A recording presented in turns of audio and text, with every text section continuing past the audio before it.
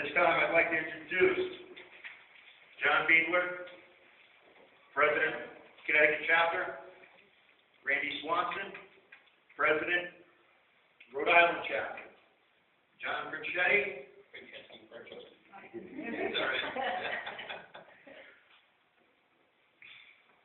State Education Officer, and he's my second in command for Rhode Island. Okay.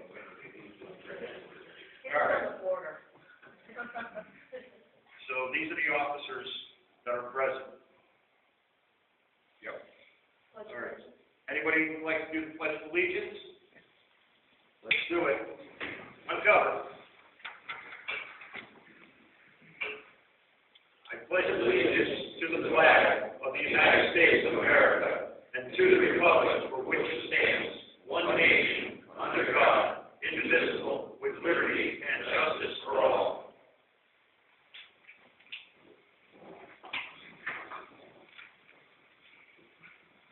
I'd like to read the mission statement of Oath Keepers. Oath Keepers is a nonpartisan association of current and formerly serving military, reserves, National Guard, veterans, police officers, and firefighters who will fulfill the oath we swore with the support of like-minded citizens who take an oath to stand with us to support and defend the Constitution against all enemies, foreign and domestic. So help us God. Our oath is to the Constitution. Not to a man, not to a politician, to the Constitution. Our motto is, not on our watch. If John at this time would like to say anything? Just to welcome everybody here. I know Randy and I and Don have determined that we're going to put together a New England force. Stuart Rhodes has talked about this being the tip of the spear in the attack and the war on our Constitution in this country. And we're going to try to build a formidable organization to reach, teach, and inspire the rest of the citizens and just hold forth. We're not giving up any more ground on the Constitution. We've got a number of programs that we're trying to put in place. It will take a leadership team here in Massachusetts. It's a big state. They can't do it by themselves. I know I can't do it in Connecticut without my team, and Randy is the same in Rhode Island. So just think about that. How you can help is important, even for moral support. None of us did anything like this before. We looked around and there was nobody else standing, and we said, okay, we'll give it a try. We made mistakes. We will make tons of mistakes, but the more folks, you don't have to have any special talents, just in your heart that you believe in this country and the Constitution. That's all that's necessary. So help us build New England to a formidable position. I want to thank everybody for showing up today. My name is Randy Swanson. I'm the Rhode Island Oath Keeper State Chapter President. I want to emphasize what John said. There's never been a time in history where we've had so much knowledge about history. And the opportunity not to make the same mistakes that have been made in the past. Everybody's paying attention to see what's going on with gun registration and attacking the Constitution one step after another. This is for all the marbles. We're big boys and girls, and we know that it's not only our right but our responsibility to protect ourselves and our families and our communities. And the message that Oath Keepers has is crisp and clear. Just asking those in military and law enforcement to have the integrity to honor the oath that they took. That's where all the solutions lie. Don't be shy. Grab a bunch of these flyers. When you're standing in line at your gas station in the Saturday morning, the conversations will start flying on their own. If you're at the grocery store, talk to the person behind you. Talk about this price of gas, how it went up, and why it wouldn't be like that if they weren't bringing money. And see how eager they are to try to find some solutions. A lot of people that have joined Oath Keepers told me that they joined it because the mission statement is crisp and clear. It's all about honor and integrity. So we really need your help to go out there, start forming your own groups, talk to your neighbors, talk to your friends, neighbors, get on Facebook, public speaking. My DOE crashing and burning in front of 12 other people in 12th grade was talking about administering the oath to 5,000 people at the State House in Rhode Island. And actually, John, who I admire and look up to, told me that once he saw that video on YouTube, that's what inspired him to become an oath keeper, and that's what inspired him to become the state chapter president. Because like he said, there was nobody else standing up. He looked at one shoulder, he looked over the other shoulder, and it was just him standing there. And look what's happened now. He sends out an email, and he gets how many people? We're in the tens of thousands, for sure. Okay? So none of us have done this before, but we know how important this is. This is for all the marbles. This is for our country and our future. There's no other country in the world that, every other country in the world is looking to America right now to see what steps to take. And courage is contagious. Like I said, he saw my video, I've seen other ones, and that inspired me to move. That's happening every day. Just the same point that courage is contagious, apathy is contagious also. We saw what just happened in Connecticut, where people were lining up to register their guns. I don't know if you've seen the pictures. Please look them up if you're at home on the internet. But that should send shivers down your spine and then put a lump in your throat. That should never happen here in America when we have the knowledge that we do. So I'm just asking people to step up to the plate. Couldn't be any more crystal clear and honorable than signing up for oath keepers. Citizens are welcome also.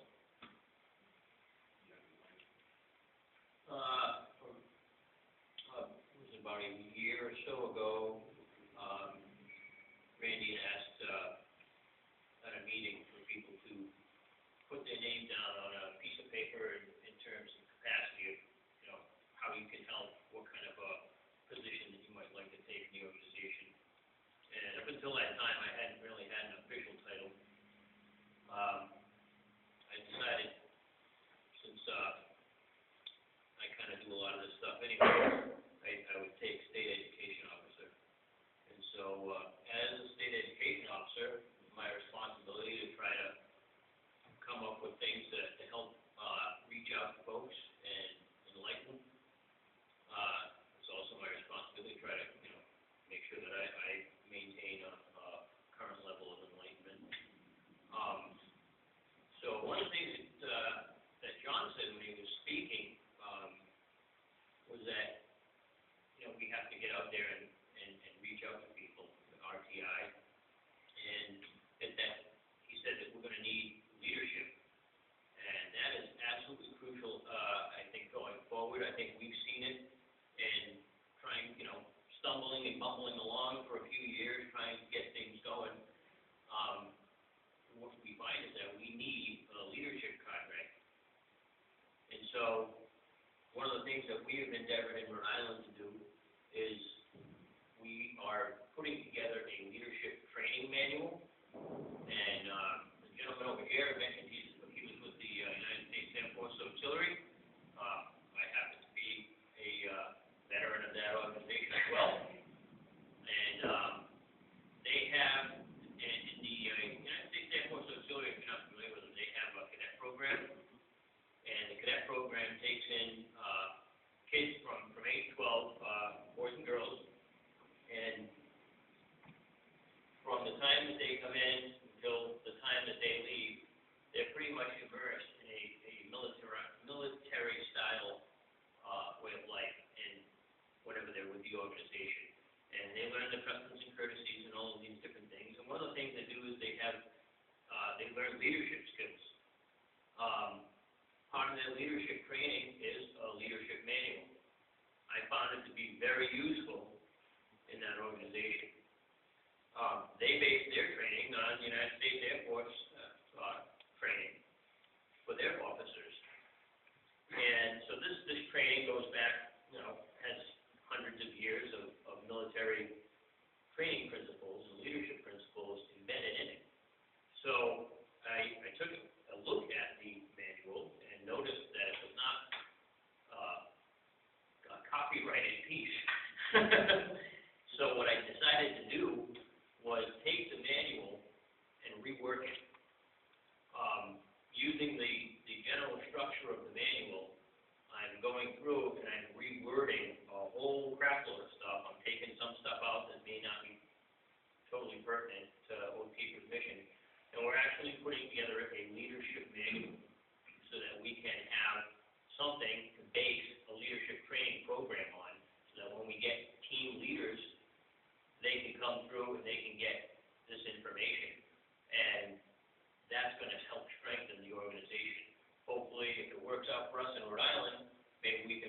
up to national and see if they think it might be a good,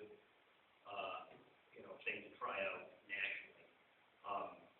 So that's one of the things that we're doing in terms of education.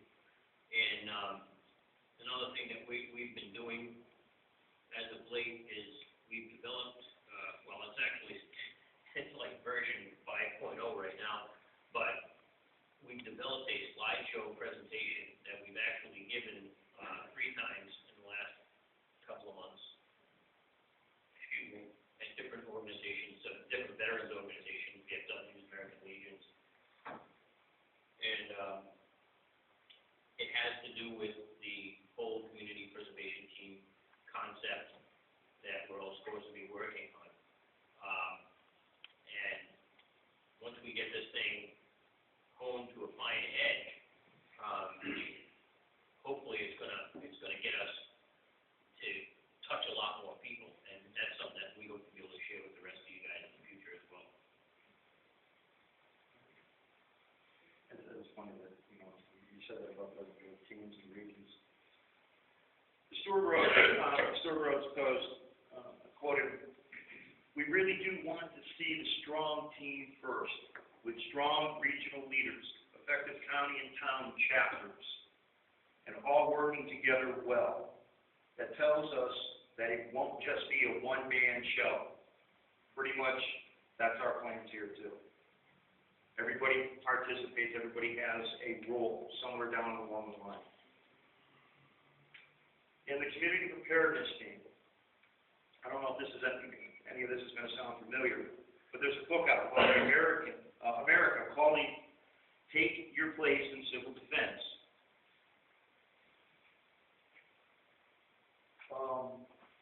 To help organize civilian volunteer efforts and provide adequate training for volunteers, the United States Citizen Defense Corps was established within the OCD, which is in April of 1942, locally designated wardens and various auxiliary emergency workers were the core of the civil defense system. Specialists included air raid, auxiliary firemen, auxiliary policemen, emergency food storage, housing personnel, chaplains, air patrol workers, decontamination specialists, demolition experts, fire watches, instructors, medical corps, drivers, messengers, nurses, aides, rescue squads, road repair crews, and utility road squads. Members of civil defense organizations wore insignias on their helmets and armbands to identify their specialty. This all sound familiar so far? My mother did that in World War II. But it's all going to take place kind of sort of now. The OCD symbol, which I don't know if you guys know what that is, it was a little triangle with the bomb shelters and stuff like on City Hall or libraries. If you can find one, it's a rarity. Was a white triangle inside a black circle. Specialist armbands displayed the unique symbol. The Citizen Voluntary Services organized a variety of volunteer efforts, including scrap drives, a public program of gathering, discarding, and or unused items made of materials needed by the defense industry, such as rubber for tires, metal pots and pans, and nylon hoses. Victory speakers, people who gave speeches on government policies. Victory gardens. Anybody plant a garden? Yeah, small private planted gardens in the backyard, such as, let's see. Actually, they have community gardens. You had one over at your school, right? And Holy Name, yeah. And neighborhood block leaders. The responsibilities of the neighborhood block leader included explaining government programs that require the residents' cooperation, such as rationing, finding salespeople for war bonds and war stamps. So I'm not too keen on that. Many housewives volunteered as block captains. Not to be left out, a junior service corps was formed for youths under 15 years of age. They helped with scrap drives and local community civil defense projects, including promoting the sales of war bonds. Many people gained a sense of contribution to the war effort by participating as volunteers in civil defense. By the summer of 1942, there were 11,000 local defense councils and more than 7 million volunteers. By July 1943, there were 12 million registered volunteers. Now, you may think, how does this have to play in what we're doing today? What we're trying to do is set up teams for the community preparedness teams, much like what they did during the 40s. Try to use the Special Forces A team model, which is a 12-man team. 12-man team can break down into 2 6-man teams, and so on and so forth. The primary mission for Special Forces is to teach and organize and lead. Well, that's what we're trying to do here today.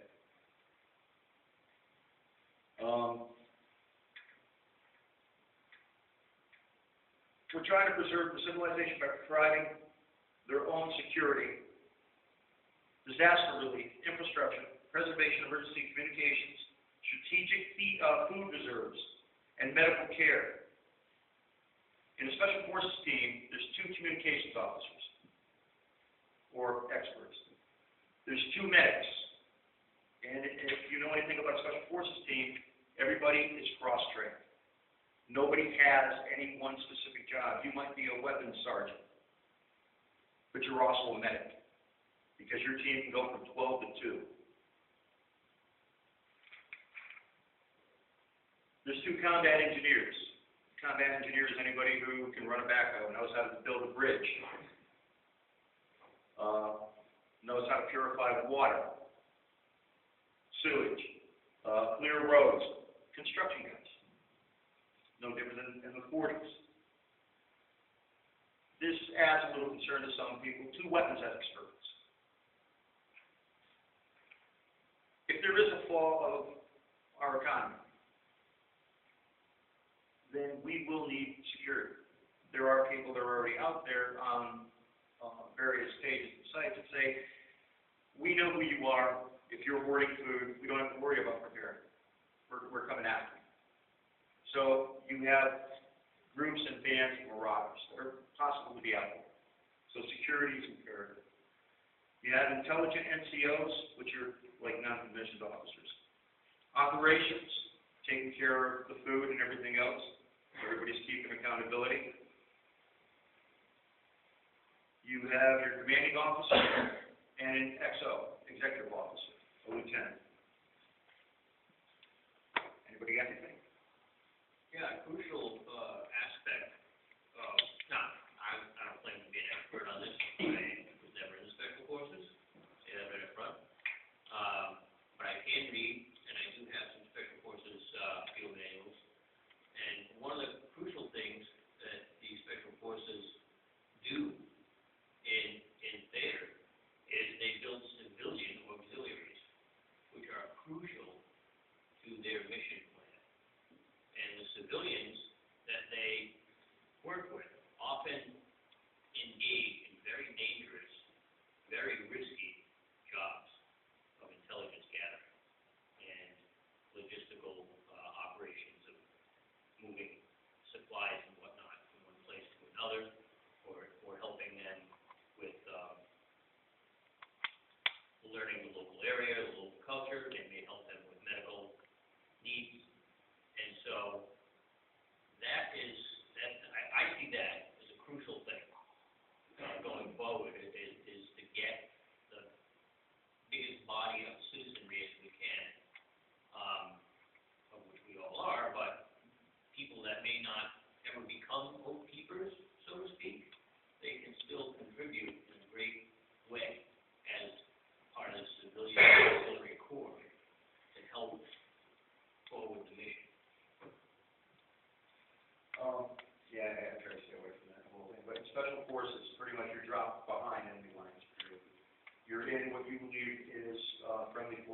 for, rebels that are going to do the fight.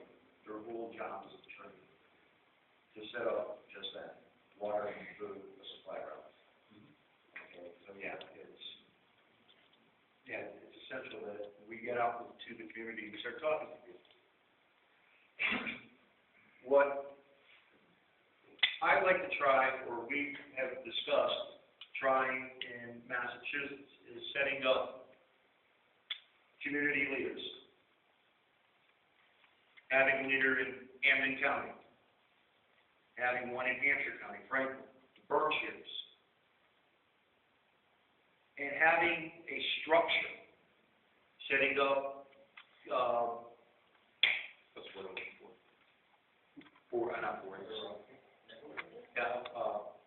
not a hierarchy. Committees. Setting up committees to, like, take care of parade planning, for, like, PR, to get the word out, to give ideas. Everybody start, mingling and talking, finding a place for venues, where we can have community meetings. I wouldn't be absent in those. When you have a meeting, I'm going to be there, or one of us will be.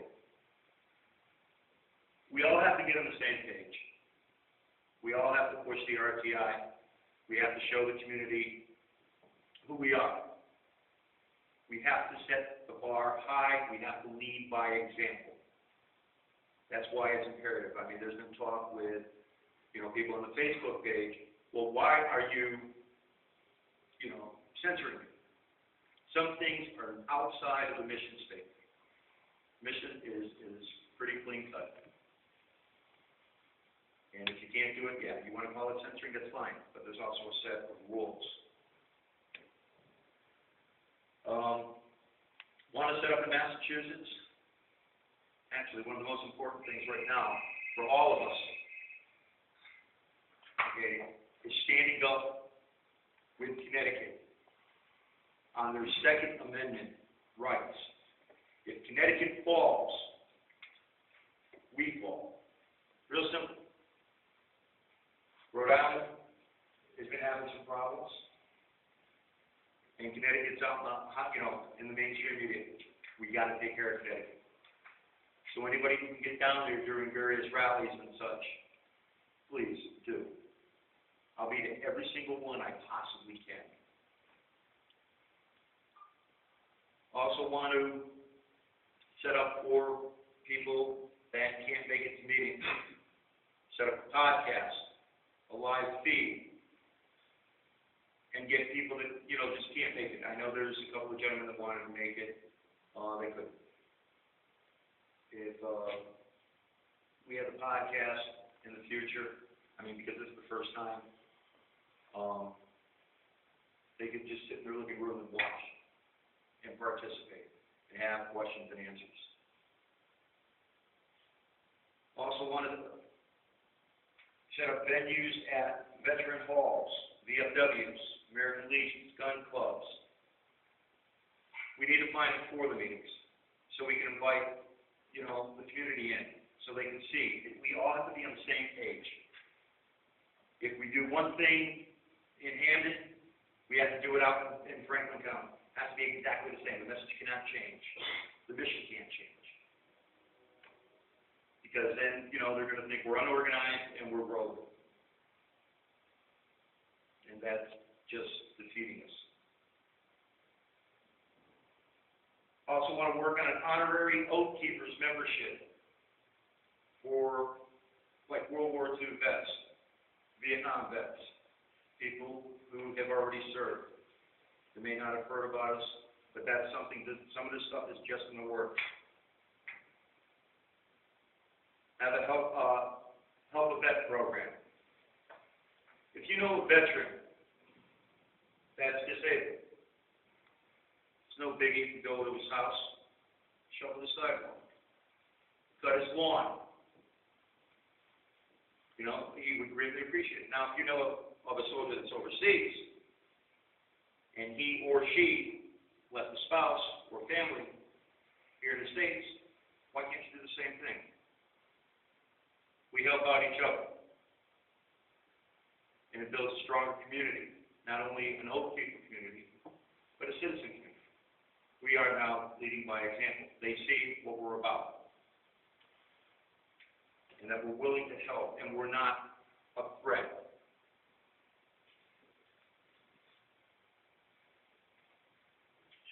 Let's see. Confused. The other thing, too, is nursing homes. Start going to nursing homes. Asking about the veterans that are there.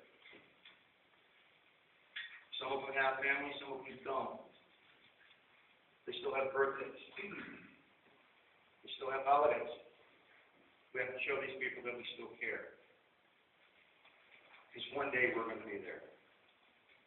And as long as we get the ball rolling, hopefully it'll continue.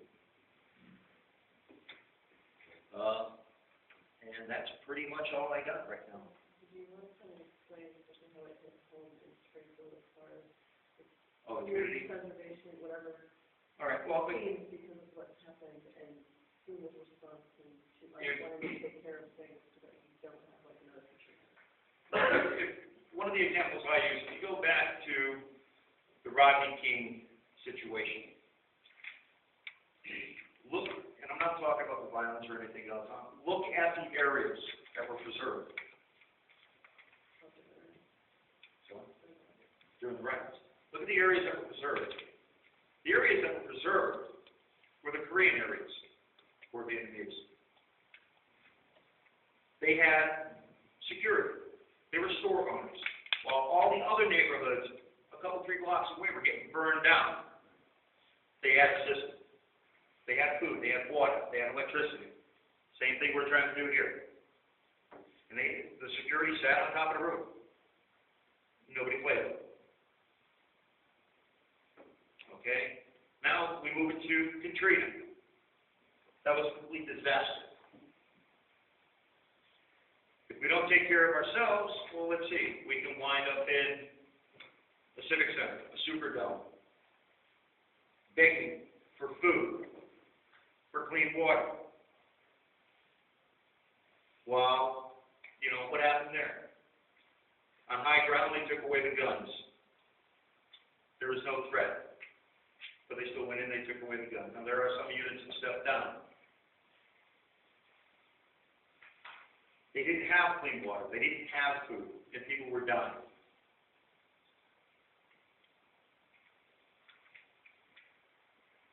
Okay, so we don't want that same thing to happen here. Now let's move into the June 2012, right? 2011. You should, yeah. Well, we got stuck in it. My son and I. We were maybe not even a block away from Island Pond Road when it happened. I picked him up from school, picked up gas. Scariest damn thing in my life I've ever seen. Never want to see one that close again. It's on Orange Street, if I remember correctly. Yeah, it's on Orange Street. I made the wrong turn. Thanks for reminding me. You still thought it was birds flying up in the air. I know there was. I know there's trouble. You know what's wrong with Some kind of that. break. All right. But even going with that, my neighborhood, not even 6 blocks from Island Pond Road or Plum Tree Road or Orange Street, FEMA came in. No one, as far as I know, I mean, there might be other stories, there might be news releases that said contrary to what I said, and I'm fine with that. You had to go through FEMA in order to help your neighbor. You had a 2-week waiting period for a Corey check. All right, now this is great. You couldn't bring sandwiches in, as far as I know, because it wasn't approved. We can go back to Katrina, look at the gas. The Coast Guard sat off the coast with gas, food, water. And FEMA said, go. They're like, what are you talking about? Go, we don't need you. But yet they could bring in trailers that have formaldehyde in it, and nobody could live in them. So they sat in a vacant lot. historic fact. Pictures are stunning. The pictures of that are stunning. They're Yeah. almost miles of trails. Miles of trails that nobody's living. It's breathtaking. So, in order for us not to have that same situation, that's what this is about. It's not about a militia. It's about taking care of our neighborhoods, our friends, our families. People keep trying to spin it and say it's a militia. It is not, by any stretch of the imagination. If helping your friends and family in your neighborhoods, your community, your towns, and your state, if that makes you a militia, so be it. But it's not. You're trying to survive during the worst case scenario where the government has failed, we cannot. Like I said, we can't afford in Massachusetts, Connecticut, and or Rhode Island, because you seem to have everything down pat. Well, just learning. Well, I like that drone during the parade, though. Yeah.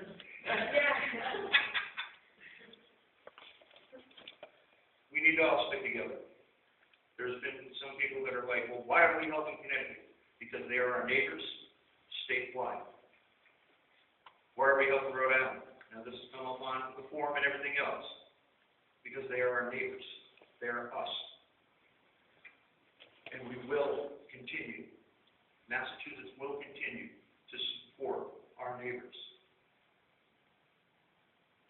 So, Even if you look at it geographically, you've got Massachusetts, and you've got Connecticut and Rhode Island right underneath.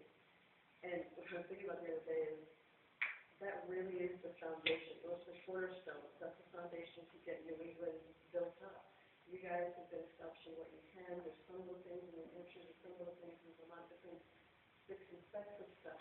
But there's a firm foundation underneath us. And the reason why we're so grateful to you guys is because when we had questions, and they don't know, we were there to undergird us. We were there to go, okay, from here, you can go there. You can switch it, whatever, but this is what we're saying you can do. It works here, try it out. And so we're very grateful for that because it is a foundation, and we still rely on you the way I need it. Don't stop. Yeah, thanks, Joe. Don't stop. It's important for us to compare notes. I would like to dovetail on what Don is saying too. These are the solutions. People in the room and people at home are wondering what they can do right now, today, tonight. And it's not an insurmountable job, and it's one that's absolutely necessary. It's all about clear conscience now and having the integrity to do the right thing. The websites, I suggest starting with oathkeepers.org. Go to the website, sign up, go on the forums, use the forums so we can compare notes and show that there's numbers out there. We have to show the tip of the iceberg. The bigger the tip of the iceberg we show to the enemy of our country and the enemy of our freedoms and liberties, the better. Start in your own neck of the woods. What I do in Rhode Island was to say, go ahead and start your own groups as long as you stay on mission. The Oath Keeper mission, you can have 3 people at work on a Friday to stop for a cold beer and call it an Oath Keeper meeting, just as long as I'm invited and the public's invited and you stay on point, you can call it an Oath Keepers meeting. Hopefully that will start building and those people will start to go to the statewide meetings and start their own chapters across the states. I've been maintaining a meetup site, meetup.com, since February of 2009. It's the Rhode Island Oath Keepers, so those at home in Rhode Island, check that out. I know that the other states are also working on that. Facebook is an absolute great tool to reach out. People say, oh, I don't want to go on Facebook, I don't want the government to know who I am. They already know, we don't need that kind of, I'm trying to think of another very good power. we don't need to be I'll paranoid. call it apathy, to be polite. Those that can't make it to the meetings, get on Facebook, get on the forums, and do the work there. There's great-grandmothers that get on their own camera and do a testimonial. That's what really counts. Make short videos to put on YouTube. What I have also done in Rhode Island is start different sites for preparation. So some of the people that are used to putting up their own jams and jellies and fruit and stuff, or smoking their own meat and fish, they can compare their notes, because we don't have that. Throughout history, we've always been teaching the children how to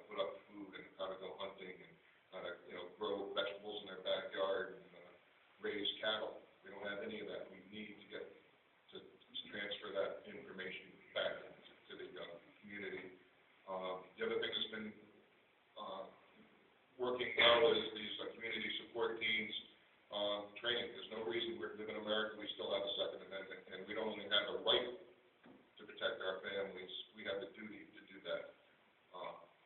Along with the political aspects, even though Oath Keepers is a nonpartisan organization, we don't support any particular candidates, but we as individuals can certainly understand that it's not only our right but our duty to support those that protect the Constitution and put a little pressure and accountability on those that don't.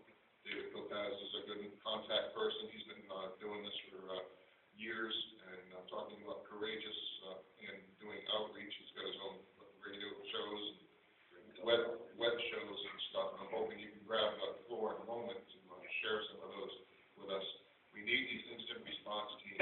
What happened in Rhode Island is the same thing that's going on in New York and Connecticut. They're trying to push these gun-grabbing bills through. They're standing on the dead bodies of these children and teachers that were massacred in that gun-free zone called Sandy Hook.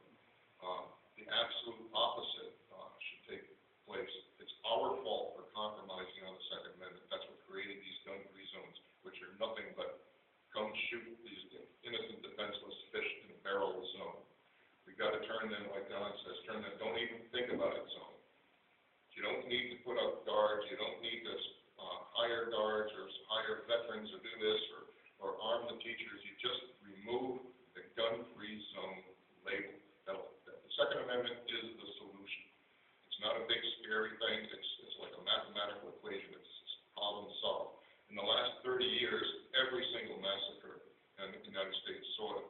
Every single massacre, every single innocent person that was gunned down in the last 30 years, it was done in a gun-free zone. Okay, do some research out there. The gun-free zones are the problem. The solution is don't let these people take the rights away. We need instant response teams.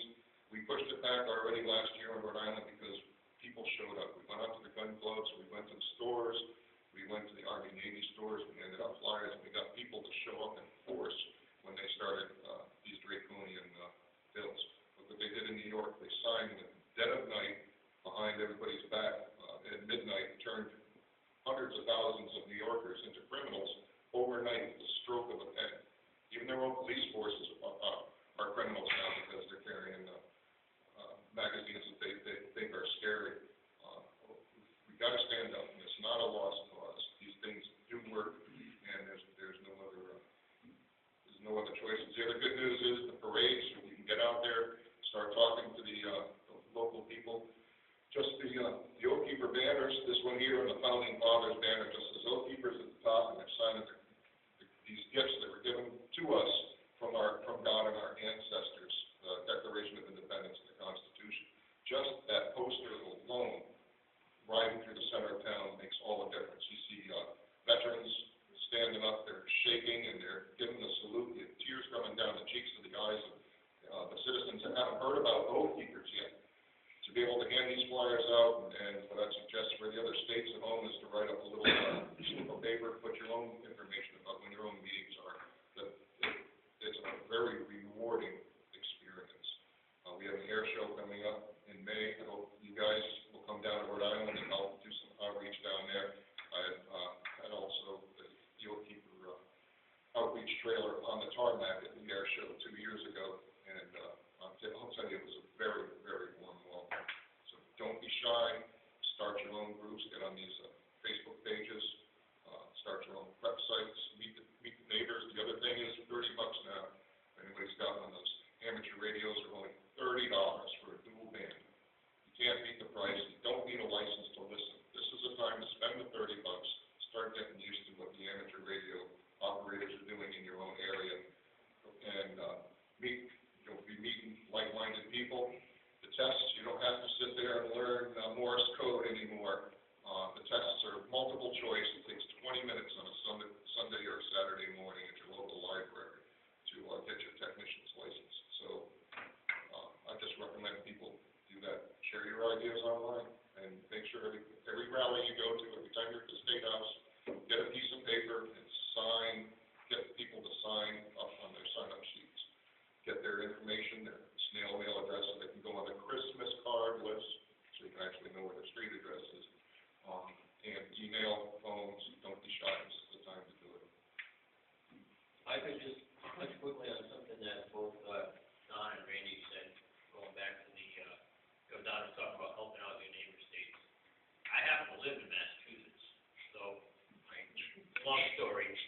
with Rhode It's been Island. adopted. I live about 30 feet from the border of Rhode Island, so, that's how I ended up with Rhode Island. So, but the thing is, it's important to help out your neighbor state. When Randy was saying about the, last year, when we beat back the, gun grabbers in large part, there was a couple of times when, I worked all day, I came home from work, hopped in my personal vehicle, I was still all greasy with my uniform on from work, drove straight down to the State House in Rhode Island, and sat in a chair until midnight so that I could give testimony in front of their legislature for my friends in Rhode Island. And that's the kind of thing that we have to do. It's our responsibility to stand up for liberty wherever it's threatened. If it's within your sphere and you can get to it, you ought to get to it. Thank you for saying that. And the other thing is too, this is time to step out of your boundaries. Public speaking, if you don't like it, too bad. Toughen up. Same thing with, writing letters. Forget it. You've got to do it. There's no such thing as should have. Should have this and should have that. The amount of regret that's going to be in our hearts and the amount of damage that it's going to do, not only to America and freedom here, but around the world. There's no other choices. I mean, people are sitting at home right now. There's no excuses. Apathy is our greatest enemy, and courage is the solution. Yeah, I'll just say a couple quick words. And I'm kind of really excited about this for a couple of reasons. I'm not a military guy. I come into this from the perspective that I took an oath as a municipal public servant, and I do believe an oath is an oath. You know, if you're going to raise your hand, you're going to swear to it. You're going to be bound to it. And I was there on the founding green with many of the folks here today. And I'd like to think that that integrity can be brought into the mission of the Oath Keepers, for one. And second, I am just so excited about these new committees, because not all security comes from the barrel of a gun. You know, if you're concerned with having enough food, water, power, what have you, you are more secure if your neighbors have the same. You won't have to shoot them coming through your window to steal your stuff. And this is missing. You know, the Constitution that we talked about today came from a group of men. And if you look into their writings, they held things like virtue in very high regard. In fact, they told us the only way we'll keep our republic is if we are virtuous people. And this brings us a big step back in that direction. We're encouraging community here. And on my way up, I was really thinking about all the ways that, I mean, years ago, literally, I was thinking what a great idea it would be to pool up those important and relevant resources you could find in your town and, you know, get by that malicious stigma at the same time. And, you know, what came to me today was driving up here. Big, you know, we got a lot of rain and melting snow out there, and I'm my town's conservation agent. So when things go wrong with flowing water in my town, my phone rings like it did a few minutes ago, which I apologize for. And how cool would it be? How many people got pickup trucks in here? Now, how many sandbags do you put in this many trucks? You go and save an old age home or someone's house. That's newsworthy. That's noteworthy, and will get attention. But just one little thing, and you know, we got elderly mixed throughout our communities. There was a time when we used to check on our neighbors. You know, you must know an old lady who's by herself somewhere. Stop in, you know, introduce yourself. Identify these people in your community, and don't be afraid when there's 18 inches of snow on the ground to go up and check on her. Just be there. This is you know, and you don't have to be a member of a group to do this, but it's good that this group has taken that on is a project, because it definitely encourages this relationship that's sadly missing everywhere, that sense of family. If it's done right, you're going to feel a sense of family when you come to a room like this with everybody. So,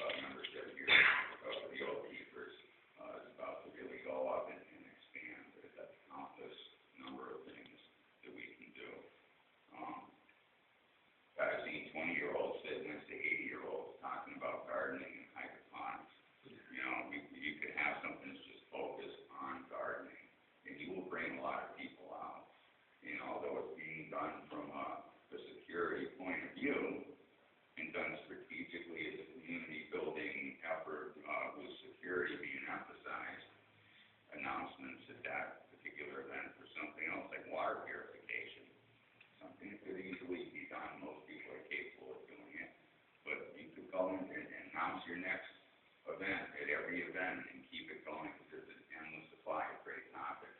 And I can't wait to sit down with John and talk about how we can push those out there. I'd like to thank, this is David Lopez. Please check out his YouTube channels and radio show. Was it Red Pill Politics? Yeah, we're gonna be doing more of those. So, you're so right when he's talking about family. When you walk into these nursing homes with the Christmas care package, there's not a dry eye in the place. Walk in there and not only the World War II veteran that's been trapped in a wheelchair for the last 20 years, but the other people that are visiting, the other individuals that are there, and even the staff, there's not a dry eye in the place. It's very rewarding, and it's a win-win situation. One of the things that we were doing was the square foot garden.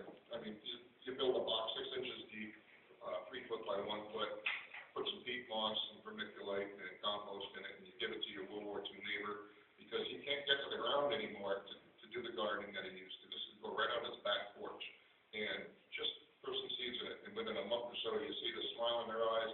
They're focusing on gardening, and that way there, they can tell you, the younger guys, about how to deal with the pests and what they used to do in the old days to put up food and stuff. The other outreach opportunity that's out there is to hook up with the like-minded groups, the Tea Party groups, the Liberty-minded groups, and the Patriot Guard riders. We're always there on standby when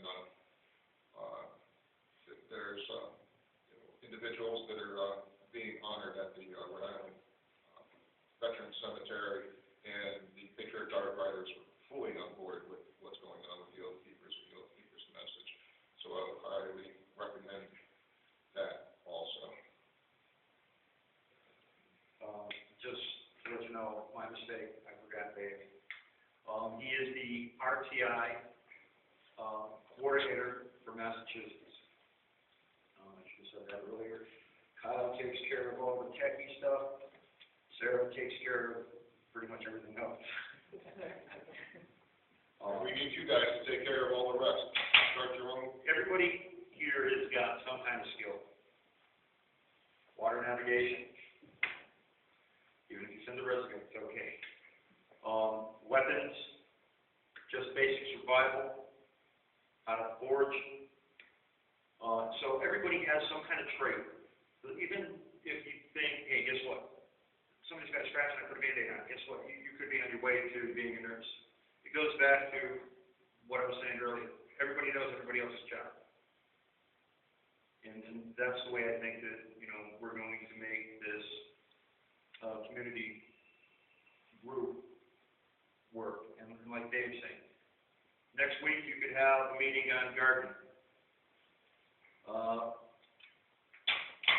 The following week you could have it on water purification. Doesn't have to be in the same town. Another town can pick it up. Another person, another place. Anybody wants to travel and learn.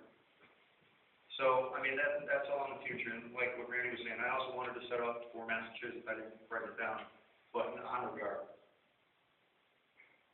for veterans, police, firemen. I think it would be a wonderful sentiment to have Oath Keepers there to actually, honor our brothers and sisters who have passed. They took the oath too. We absolutely have to lead by example. And if we show this to the community, we're not going to be demonized. And we can break all the myths. So. Just one thing that needs to be said publicly. We had decided to not film our first meeting as a live feed. Kyle was awesome. He took an idea and ran with it and manifested it and got everything set up. And the reason why I said it needs to be made publicly is because we did not know and was not aware that this gentleman was coming here to film today. So I wanted you to know this was not a play in the day. We had no idea that he was coming here to film. And we'll set up protocols like maybe, someone wants to come film if you get to ask first. But I just want to let you know that we are totally hyped about how you set everything up, and we have our meeting decided to work with a live feed this one. And you'll see from no way that he is for him. If you want to honor the fact that we'll let you have them. You do a lot. I have no problem. Well, I know, I just thought, you know, it needs to be, Well, we need to be- email these announcements, that, oh, it's gonna be live, and you know it's not gonna happen, and then there's no. Out of respect for your audience. Well, the live part was the thing. Yeah, I would suggest to try to take advantage of what we have, the technical, help here and the tools, because these meetings are open to the public, we have nothing to hide, we're staying on the mission, of your honor and integrity, and the more we can get out in the public and, get in the public eye to say, you know, these are your neighbors, these are your friends, these are your grandchildren and grandparents, that'll help, and don't be shy to go on Facebook, do the promo shots, and, you know, get people used to the camera, because that's the outreach tool that we have. It's, better than climbing on a horse with a piece of paper, we can reach a lot more people quicker. That was pretty good, though. So they took advantage of their best technology, and, it's our best to the same. And then the only other thing is, I know you mentioned, you know, books to find venues and all that kind of stuff. I do have a flip jar, all the VFWs in American Legion, Massachusetts, I have a list of all the libraries in Massachusetts, and a lot of those places have an opportunity for either free or very low cost, you know, renting for venues. So if you're already like, more like at a start, what can I do? Let Don know you want to set something up in your area. And you already have a couple places you can actually check into. Just let me know, and I can send you, as many links as I have already as a starting point. Right? Make one additional suggestion while I'm thinking about it. We have available all kinds of Oath Keeper, bumper sticker decals, whatever you want to call them, the new decals. There are small posters and whatnot that Randy can get printed up. If anybody's interested, he knows a source that you can get those printed up. If your vehicle, if somebody can't tell that you're an Oath Keeper by looking at your vehicle from 30 feet away, there's a problem. We need to have the names out there on every single Oath Keeper's vehicle.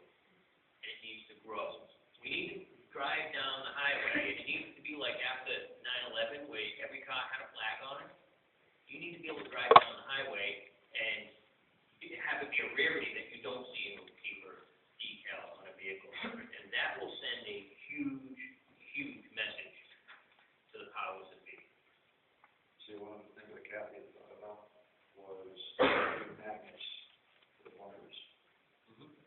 Actually, I'd like to, comment on that, a lot of our good people that we've met purposely chased me down on the road, pulled over because of the Oath Keeper magnets on the doors, or the bumper stickers, or actually a banner across the tailgate now. It's amazing. The first thing they do is they stop at the next intersection, and do you have any flyers, or do you have any meetings? So I suggest keep these things handy, the flyers and the paper. And effective, cost effectiveness, those people that have run for office in the past, and you've done your research, a bumper sticker is very cost effective, the amount of people that see it and stuff. So, I highly recommend, put one of these on your cars within the first week. I'm sure you're gonna have your own testimonial of the number of people that came up to you to have this conversation. And it works both ways, because you also get the satisfaction of knowing that you're not alone.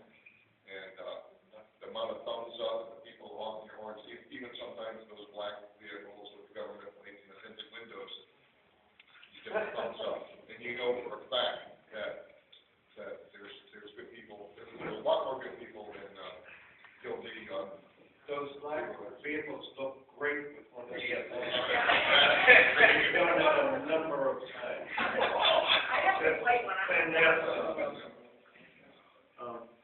If anybody has any, like I said, special skills or anything like that, please, by all means, we need to get together and set up, you know, water navigation. And so we can start training people. If it doesn't, knowledge, if it's not shared, it's wasted. So the more we can teach each other, we continue to go on. If you know of a great event or anything like that coming up in your community, please let us know. Give some lead time. There's supposed to be a Worcester parade. I don't know if we're going to do it. Paperwork has to be in, next week? 18th. We would have to decorate the truck, take pictures, get T-shirts, and get an accurate attendance We're up, yeah. You can read it up under the thing. If we don't have all our ducks in a row, they'll kick us out. They can do it 5 minutes before we even start marching. So it's, yeah, I mean, it's on their, Worcester Parade.com or gov or whatever. The rules are so strict, and it's, yeah, we can't hand out flyers, we can't hand out candy, we have to just, you know. What I'd suggest, on that route, once you get into a couple of friendly areas and you do have a little momentum there, don't feel bad about not handing out flyers and candy and stuff like that. There are other places that are a little bit more lax on that, and that's still not the main mission. Yes, it is good to get these in the people's hands, but that poster alone sends the message. Those that have been in the parades with us, yes, show of hands and how rewarding it is, and the response from the crowd, and the enthusiasm is absolutely incredible. So, you know, instead of focusing on one that's a little bit touchy at first, don't hesitate. We had our picture of the Rhode Island Oath Keepers float in the Narragansett Times on the front page. So this is a shock, especially here in this neck of the woods. But I went down to thank the editor, and he shook my hand. He says, "I'm all on board with what you guys are about, and don't hesitate. Any outreach opportunities you have in our neck of the woods, you have our full support." And that was from the editor of the newspaper. So don't think that all these newspapers have already been taken over. There's good people on board there too. And that parade we were running to set up was the Christmas parade.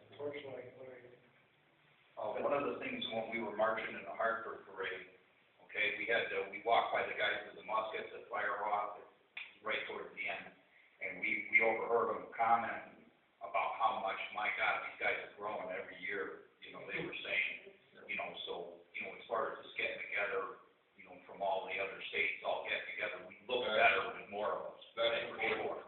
You know what I mean? And I mean, come on, around here, what do you guys drive, an hour and a half tops?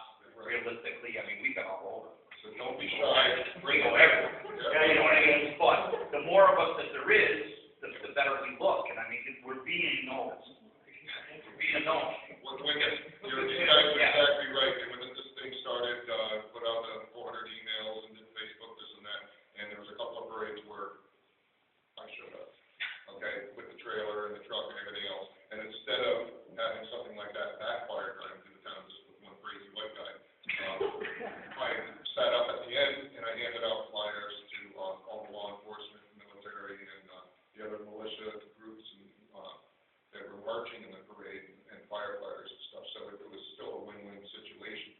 And now, because of you guys' help and people getting together from states, other states, the numbers are picking up, and the enthusiasm is incredible. When and where is this next parade? That's the other thing too, making sure that everybody at home gets in touch. Go to Facebook, Rhode Island Oath Keepers on Facebook, Rhode Island Oath Keepers on meetup.com. We have our website, and I'm sure the other states around the country, Connecticut, Massachusetts, and across the nation have their own.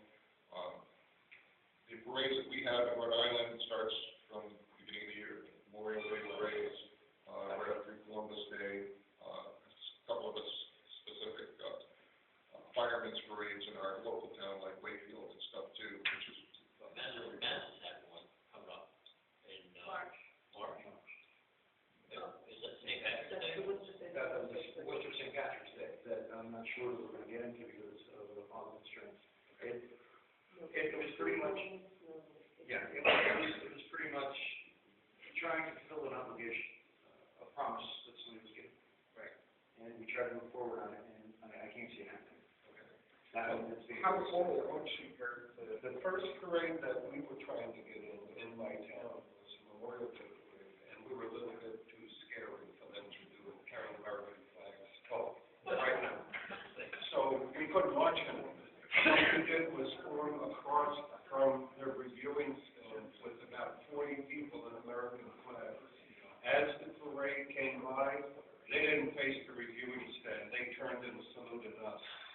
We were in the parade next year. That's good testimonial right there.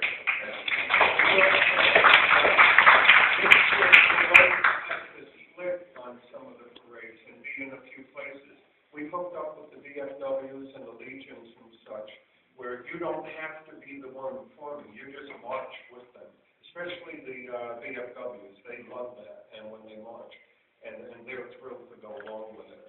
As Dennis was saying, the Hartford Veterans Parade is the largest in the United States in November. And when we went past them this year, that this is either the fourth or fifth year we were in it, the announcer had said, and of course you give them a little bit of text to read, and we give them the mission statement to read. They had said as they were going by, they said, wow, we're going to have to get a little more to read when these guys go by next year. Because we were spread out. There was close to 50 people in the parade with flags and such. It was something. So what I'd like to dovetail on that and say $65 for the Oath Keeper flag. Anyone out there, even at home watching on YouTube, go to the oathkeepers.org website, go to the store, pick up that Oath Keeper flag, and even if you can't get in the parade, standing there along the sidelines. These colors are really making a statement. Marching with the Connecticut group was, there's two situations that were extremely touching to me. I don't know if I told you or not today, the parade, the woman that was sitting in the doorway, and she had tears in her eyes, and she thanked me. And all I did was go up and give her a hug, drove out of the parade. The other one was a veteran. I went and handed him the flyer. I said, thank you. And he says, thank you, brother. And he just started straight. This is why I keep saying, we go back to take care of our home. I'm a veteran. I've seen the ups and the downs on both sides of the fence.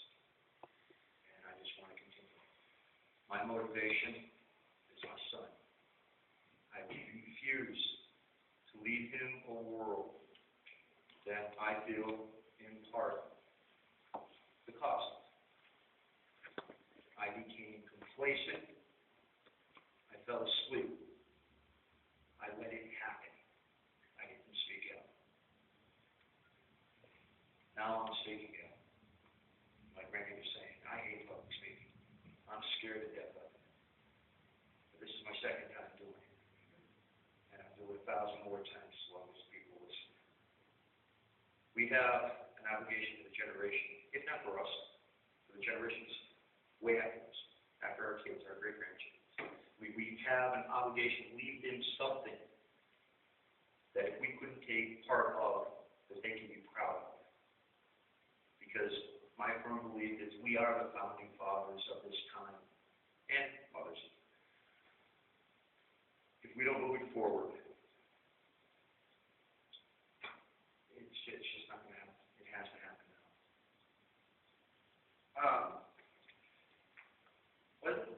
I don't think this might, I'm not sure if it's on topic or whatnot, but, like, I don't remember where this was, where was it, Michigan? Where the people were protesting about the guy that was arrested and had nothing on his shot himself, supposedly. Oh, you're talking about the guy that's on the police car, or the backside of the police car? Yeah. I'm not sure. I don't know which state that was. But, like, if I remember correctly, I don't remember if you showed me a video or it was on the news or something, but, like, police or SWAT or something, and then there was that other video. If you're talking about, like, the SWAT team, and I think Oath Keepers were involved in this in Arizona. Yes. The Marine worked second to third shift, if I remember correctly. His wife reported that the child was spooked by a man with a gun. She saw him. She went running, woke up her husband, former Marine. Actually, never a former Marine, always a Marine. Well, by the time that he got to the closet, he told his wife just, to take the kid into the closet in the bedroom. He reached for his AR-15, went around the door into the hallway, and before he had a chance to take the safety off, he was shot, if I remember correctly, 64 times. His wife was on the phone with 911 dispatch and was asking for help. Dispatch says, "Isn't that where SWAT is at?" She's like, "Yes, it's their responsibility." Her husband bled out the living room. Can't say following orders blindly is never going to be the right way to go about it. One of those men from SWAT should have turned around and called, or administered first aid or something. I think 64 times is a little excessive. That's another thing that we're fighting against. I'm going to tell you a story. That day and that night, Stuart Rhodes was in my house in Connecticut. He was visiting the state. He spent the entire night on the telephone with other Oath Keeper organizations from all the other states on how Oath Keepers was going to react to it. And I'll tell you, talk about a seminal moment with it. Half of the Oath Keeper organization in the United States resigned within a couple of days after that, because their thought was that, wait a minute, it's the police, let's not necessarily come out against that strong, that we don't know, maybe they were doing their jobs. And I remember Stuart was very articulate about it. He said, "Bullshit. We were going out, it was tyranny, it was wrong, we were going to stand against it." Like he said, they would not let an ambulance in to treat the Marine, and he died. He might have died anyway. But it was a significant moment. I'll never forget it as long as I live, listening to all of the phone conversations that went through. And there were some spectacular people that left the organization over that, but they had all police history on it.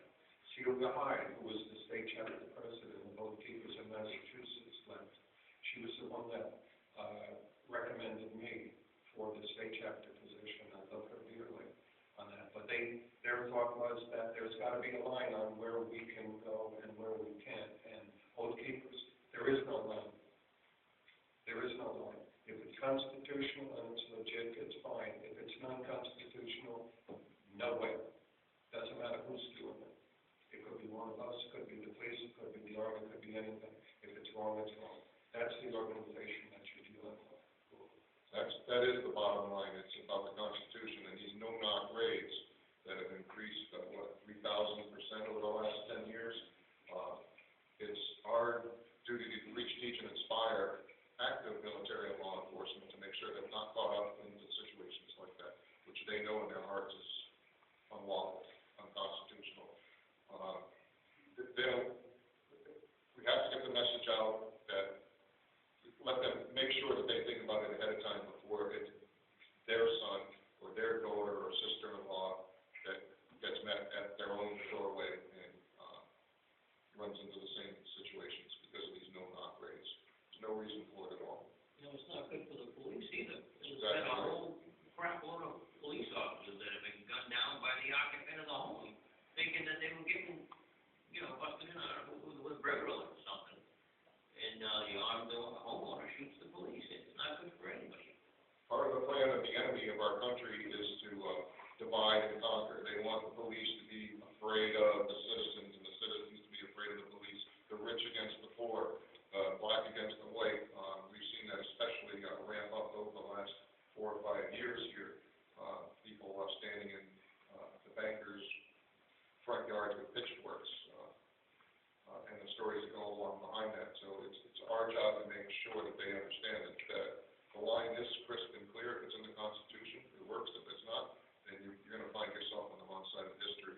The excuse of just following orders or I'll end up in Leavenworth, that you can get part of the conversation we might have to bring up the Nuremberg trials before some of these youngsters realize that, oh yeah, well, at least I remember the Nuremberg trials. I don't want to do that. Yeah, right. Yeah, it's another thing they don't teach in school anytime. May I mention this? Right. My name is Wayne Hancock. I'm a corrections officer with the Massachusetts Department of Corrections. I'm assigned to the Supermax SBCC in Shirley. operations unit for a while, been retired from that. But I want to show you that is talked about a great deal in law enforcement circles. Our team has gone out and we've done things in the community. We've worked at the Democratic National Convention. We've gone to other events such as the World Series for the riot control and such.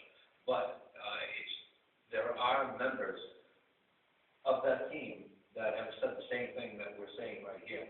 They will not comply with illegal orders. And it's quiet. I mean, we talk amongst ourselves up to the side. But like I have friends that are on Boston Police Department as well. It is talked about, and in the law enforcement community, there's a lot of heavy feelings about it.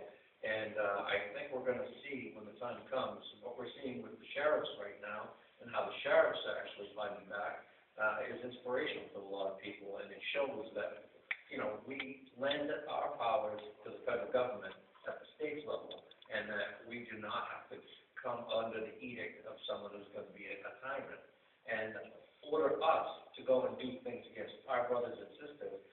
I think they're sadly mistaken if they think the military and a lot of law enforcement are going to go ahead and do this. There are some, granted. That follows me, why, but there are some that will. But I just don't see. Pretty much what you're saying is the same thing that happened over in Italy, over the riots and everything else. The police were dispatched out to pretty much pummel the citizens, and the Italian police took off their helmets, dropped their shields, and marched. Awesome. Yeah, and there was more than just two policemen. You saw them along the sidelines. Same thing that happened in Egypt.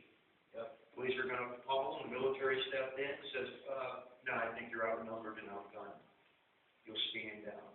And the military protected the citizens. So I think that's what we are going to have here. Just because somebody goes out on a raid doesn't mean that they give their heart and their soul into doing this raid. They're sitting back and they're watching. They're being quiet. When the time comes, that's when they'll stand down and step away. The article the other day, they showed a bear. It's a SWAT vehicle. It is now, they're out there looking for people with electric generators, it's solar operated. Yes.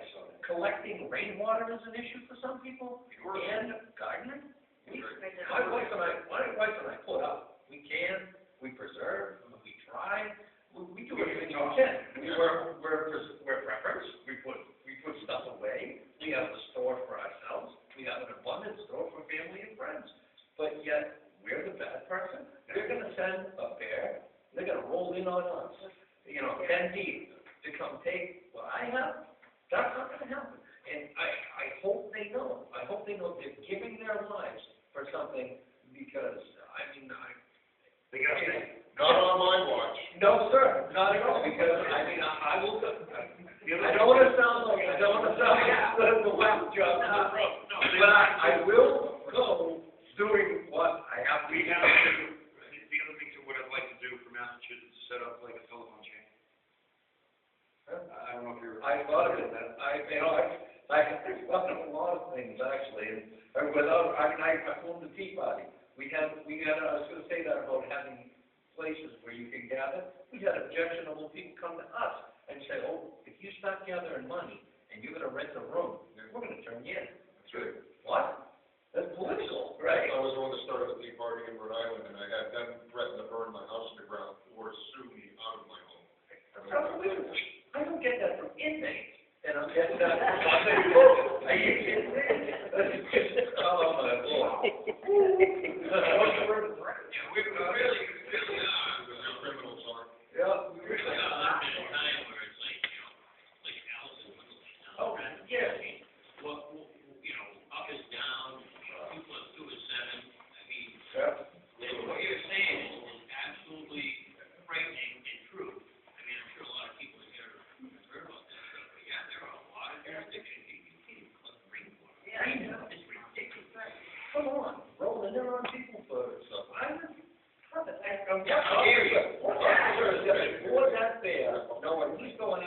guy, we got the solar panel, he has rainwater, he has some chickens, he has some stuff put up. What officer in their right mind who is not who by? The young ones, what you gotta do is see your cop, and you gotta get to them guys, the young ones that come in. Yeah. Right, I mean, you remember when you were rookies? Oh, yeah, yeah. All right, we're let down wrong path more than a couple of times, I'm sure, but that's what we gotta reach to. Yeah. We gotta get rid of them young kids, because those are the ones that are easily influenced, and those are the ones that they make the good decisions with. You know what I mean? The senior cops ain't doing that. I got, about 8 seconds here. I want to make sure that everybody grabs a business card, and anybody from Rhode Island, these are the, please sign up and, get your name on these cards. This is my personal contact information on it. Grab a bunch of these. I know you might not be from Rhode Island, but you can help, send them out to your friends and neighbors that are. And please, yourself included, look up to Rhode Island Oath Keepers. We've got a group there. And look me up on Facebook, and I can let you into the Rhode Island Oath Keepers group that's by invite only. There's a page that you can like, and these suggestions are for you guys to create one page that's open to the public that anybody from the public can just like, and you can post your meetings and important information there. And then have a separate group for prepping or food preservation, and also discussing some of the troubleshooting ideas like what we're doing tonight. The other thing is too, I'd like to have people that are interested in leadership or those that are intending to. We're doing telephone conference calls and online conference calls too. So if anybody's interested in that, come up to me after the meeting. All right, Sarah's just got a quick little thing that John will, give the oath. Anybody who wants to take it, go and volunteer. So. Yeah, just catching up, we mentioned, having meetings in your local areas and things like that. If that's something that you're interested in, that you think you want to take on, or you needs to happen in your area, but you don't want to be the one to do it, whatever. If you wanted to catch up with me while we're fellowshipping and enjoying the pizza that Thomas provided, let me know. We can put your name down, and so we can get in touch with you, either conference call or telephone or something like that, so we can get started in your area, because we really don't want to sit on things for too long. We want to actually get moving. So if you're interested in leading meetings and things like that in your area, let me know. I'll get that info, or it might already be here. Just be able to check it out. And you bring your county, and Yeah, the fact that the if county's there's important, so. well over here, it might be cool if we rattled off the counties and each identify each other within the crowd and start a little nucleus. We even hear within the time and feeling responsible for a little growth in your area. I think that would be great in terms of, who's who. Well, they've been really blessed by county that we have Wakefield, Rhode Island, which is the Stone, Palmer area. I don't know what the counties are. Palmer area. You got Camden, Franklin, Rattle off some towns, where's everyone from? Westminster. Worcester County. Worcester County. Anybody from Berkshire, God? We got some Cape Cod. Cape Cod? Anyone I else? also Cape have Cod? a lot of, people I know in Boston, what's that, Suffolk? Yeah, Sussex County.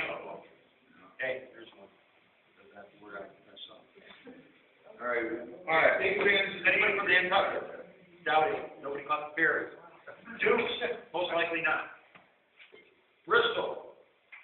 Bristol County, going once, going twice, no. Camden County, most of us here. Hampshire. You got one gentleman. Berkshire. Franklin. Worcester. Sir.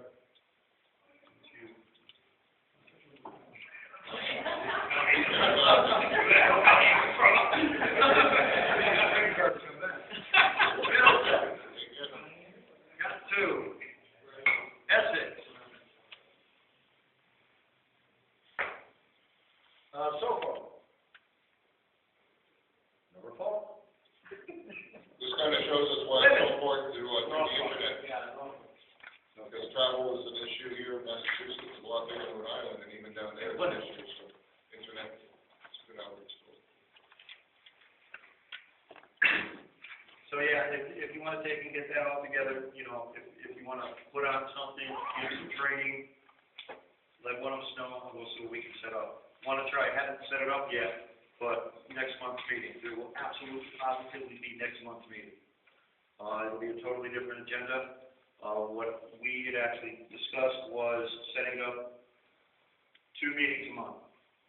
One for the general public, which is pretty much an introduction to Oath Keepers, and one for Oath Keepers. So we can do the prepping and figure out what we're going to do from that point, much like what Randy was talking about. One for the general public and one for us. Not that we're hiding anything, but we need a long time to do it.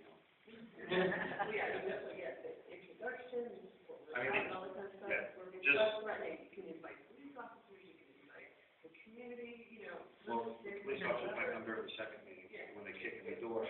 And then what we're dealing with exactly this, is like, okay, Wayne, you said you're gonna do this thing, have you done it yet? And you said you had a great idea of it. That internal stuff, can be dealt with internally, or we can take care of things when the others, more like RTI and things, is what we're about there. So I think if you combine the two, then you get a lot of new folks coming in, not understanding, conspiracy theories, sitting up the door, next thing you Stay on know. focus. There, That's right, stay on point. We got enough real stuff going on, we don't have to deal with, some of the other, For whatever reason, I still have a hard time with Roswell, New Mexico. area. And a big thank you to Brad also for letting us be here today. He's a great man and it's much appreciated. He does a great amount for this area, Brad. Brad is second to none in giving.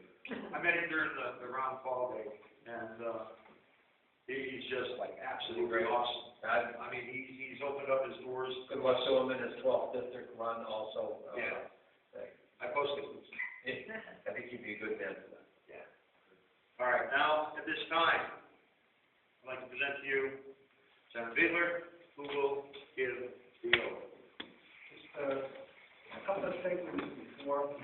I don't think there's any or many people who did not at one moment during this meeting say, boy, so-and-so should be here to listen to this, or so-and-so would love that.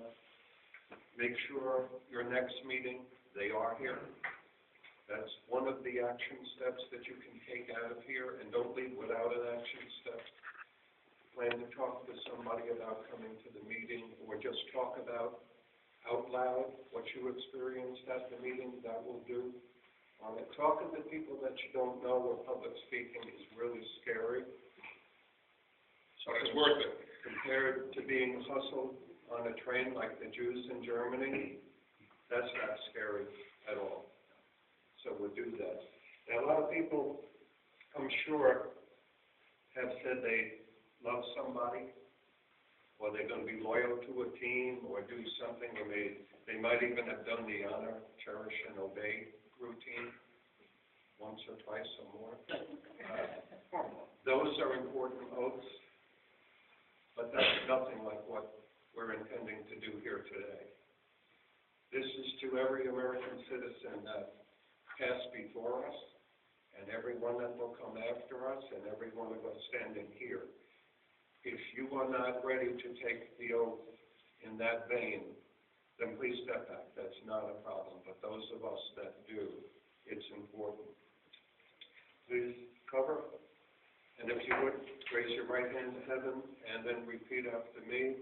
I'm going to say I and then repeat your name, please, and then finish the sentence. I, John Bradley, do solemnly swear that I will support and defend the Constitution of the United States of America. That I will support and defend the Constitution of the United States of America against all enemies, foreign and domestic. Against all enemies, foreign and domestic. And that I will bear true allegiance to the same. That I will bear true allegiance to the same. And that I take this obligation freely.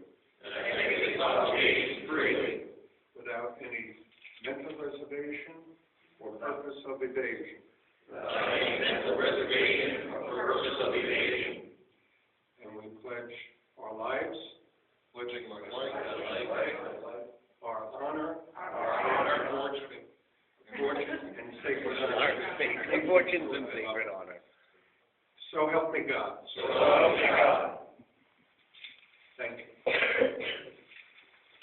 Good job.